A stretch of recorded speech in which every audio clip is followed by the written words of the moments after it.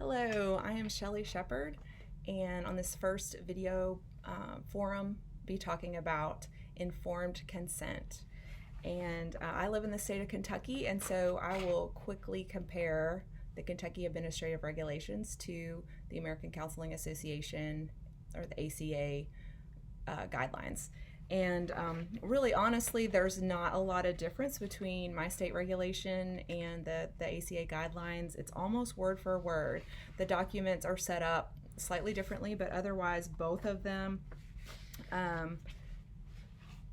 highlight the emphasis on the purposes, the goals of counseling, making that really clear, what techniques and procedures a counselor might use, as well as the benefits of services, the limitations of services, making it clear that you cannot promise a cure to the client, the potential risks to the client, as well as what are the qualifications of the counselor, what are their credentials, what's their relevant experience, both once you talk about what might diagnosis be used for, what would the implications of a diagnosis be, tests and reports, what would those be used for, confidentiality and the limits of that, making that really clear when you would need to disclose if they're going to harm themselves or if they talk about potentially harming someone else and that sort of thing.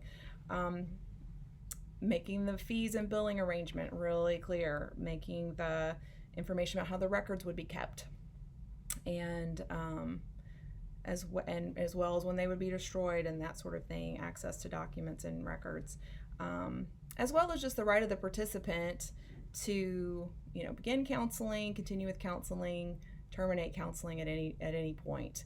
Both of the ACA and Kentucky regs were really, really similar.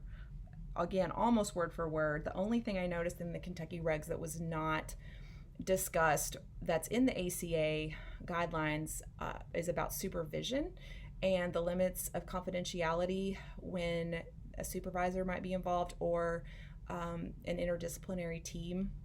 There's no wording like that in the Kentucky regs.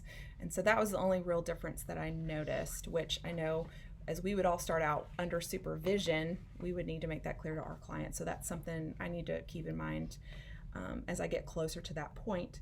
But I found an example online of an informed consent, and I really actually like it pretty well. It's from a place called Hopeful Counseling LLC in Maryland, and it's a 3-page document, so pretty lengthy, covers a lot of the bases, almost all the bases. It doesn't go over anything specific about the credentials of the counselor, experience, techniques that could be used, or what happens in the case of incapacitation of the counselor or the death of the counselor, what would take place at that point. All the other things were covered pretty thoroughly, and really clear about billing, cancellations, things like that. But what I liked about it the most was along the lines of autonomy, and the article that I had looked up is an article by Fisher and Oransky that I found on the Liberty Library called Informed Consent to Psychotherapy, Protecting the Dignity and Respecting the Autonomy of Patients. And that's from the Journal of Clinical Psychology from 2008. And so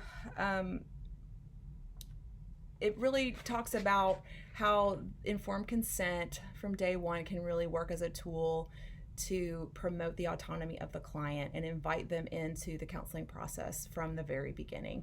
And so I really liked that this document, this example, invites the client in and starts out with talking about the counseling process, and it describes it as a partnership between the client and the clinician, and just saying that you will have an active role in this process. And then there's a section on counseling decisions, and it makes it really clear that the number of sessions, the type of sessions is all to be discussed between the client and the clinician, and just promoting the right of that person to make their own decisions. So I look forward to hearing what you all think, and thanks so much for watching.